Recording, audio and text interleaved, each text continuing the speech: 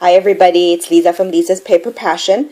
Wanted to share with you a project that I've been working on for the past couple of days, and it's been a labor of love. As you can see, my fingers are all grungy, and actually this is really much better than it was yesterday. Yesterday I looked like a mechanic. Really funny.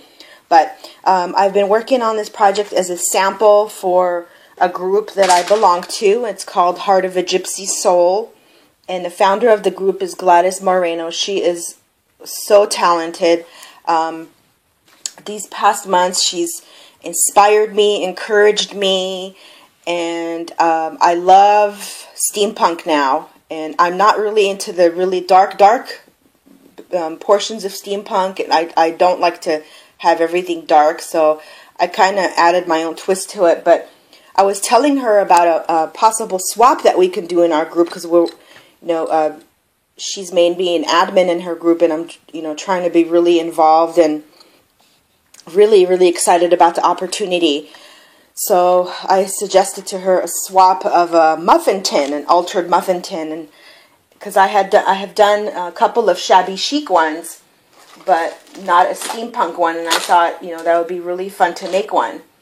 And I want to show you one sample of a shabby chic one that I've made. This is just one that I've made for myself, not really to swap with, but I found the 4 muffin tin at the 99-cent store. Not the normal 99-cent store, but a different kind of 99-cent store. I think it's called the dollar store.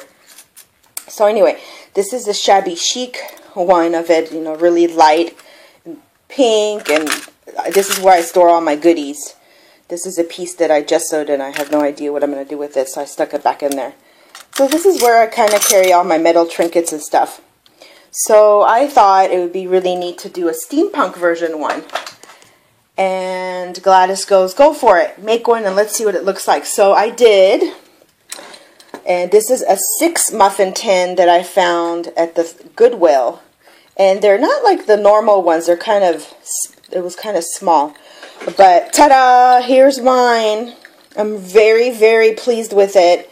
I don't say that about every single one of my projects, although I get compliments, but you're always critical of yourself more than everyone else. But I just love the way this came out.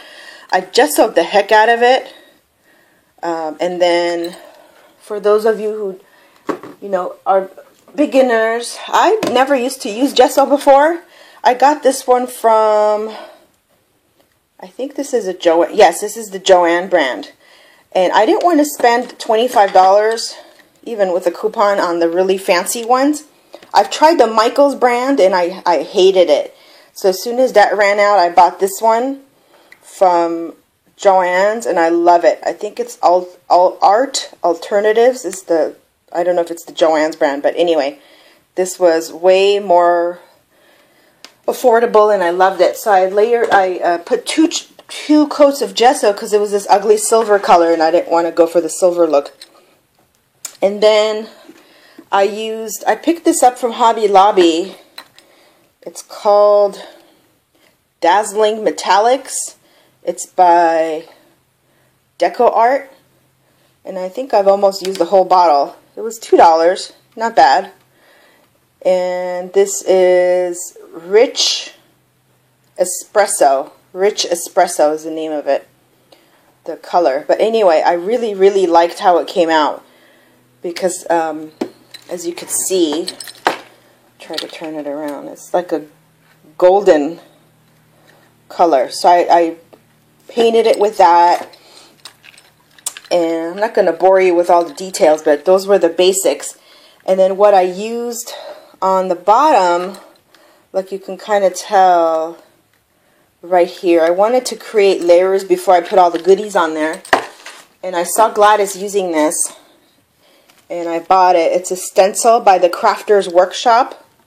It's a 6x6 stencil, and it's gears, and it's called Mini Gears. And I like it a lot. I just wish it wasn't so thin. I mean, it's a really nice stencil, and the details are really nice. Look at like the little grooves on that gear. It comes out beautifully. However, it's so thin, and when you go to wash it, you know, you could tell you can't get all of that stuff out. So anyway, back on a bright note. So I used this gear stencil on top of the muffin tin. I'm trying to see if there's spots that I could show you where it came out, like right there.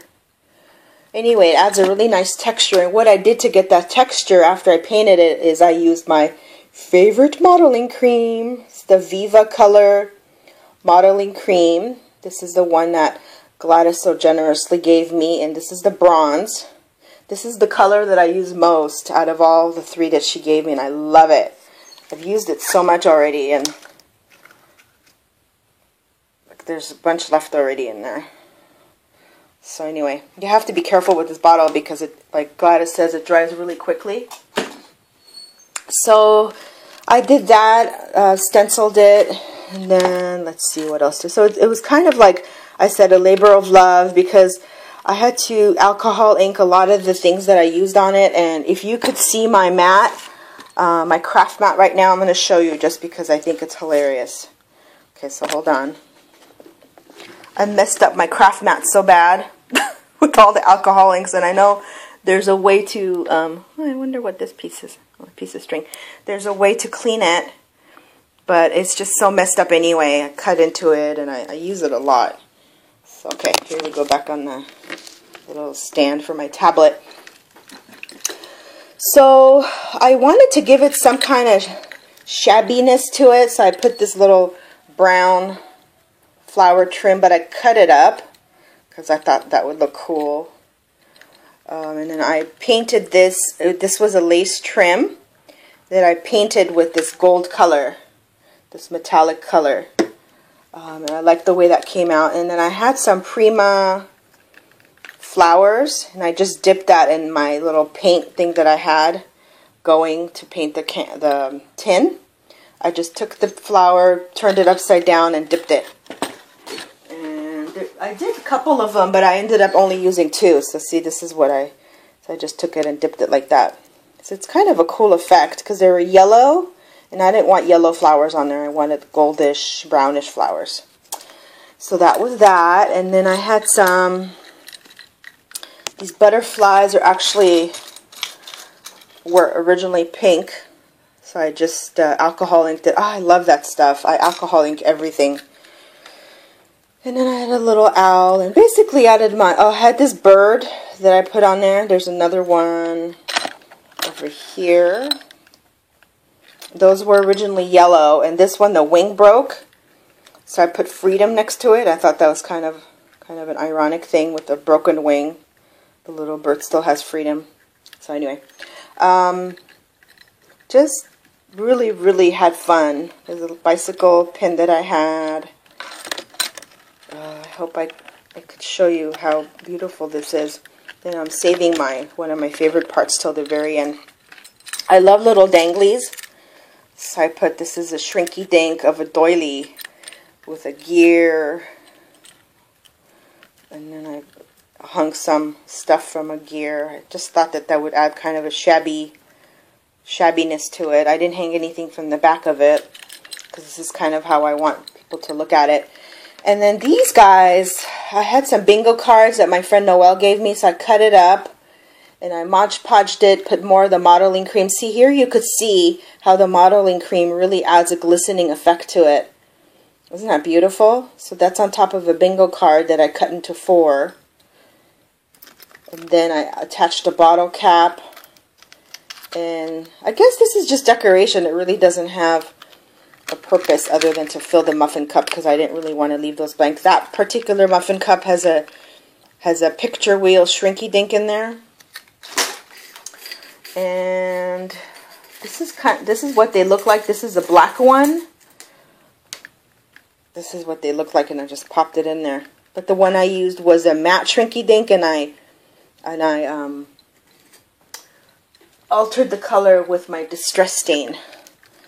So there's another one just to show you how the gears are. I just love that stencil. Like I said, my only wish was it was thicker because I'm afraid.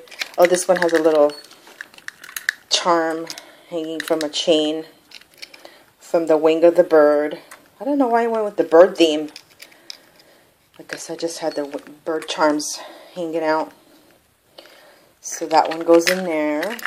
Actually, let me take them out so they don't fall out as I show you. And then that has a Shrinky Dink in there too, and I just realized that I haven't glued it down. So here, I'll show you. This was the matte side, and this is the brown side that I distressed. These are really, really fun. If you haven't worked with Shrinky Dink, oh my gosh, you'll have so much fun with them.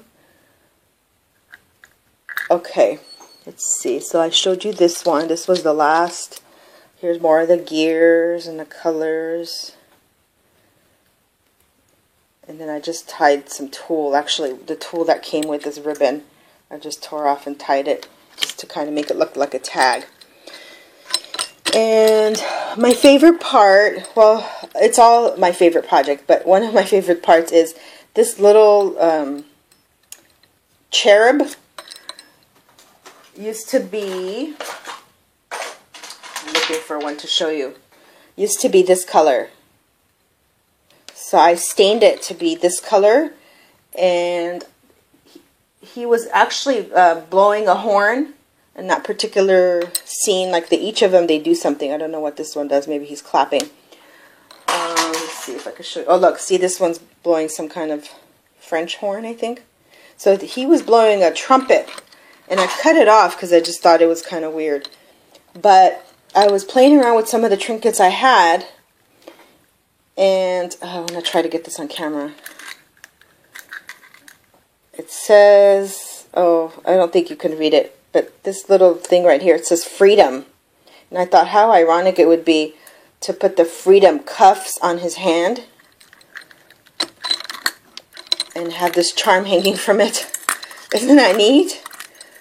So I hung that from this little gear. I took a gear and I just twisted it sideways to make that little formation, and then I hung a little chain from there. And this was a Artie cake. I don't know if that's how you pronounce it. Charm that I got from Michael's a long time ago. So I thought it would be so neat to kind of hang this all together. So if you're looking at it like this, it would just hang. So anyway, this was a bottle cap. I really liked using these bottle caps that I got from Hobby Lobby.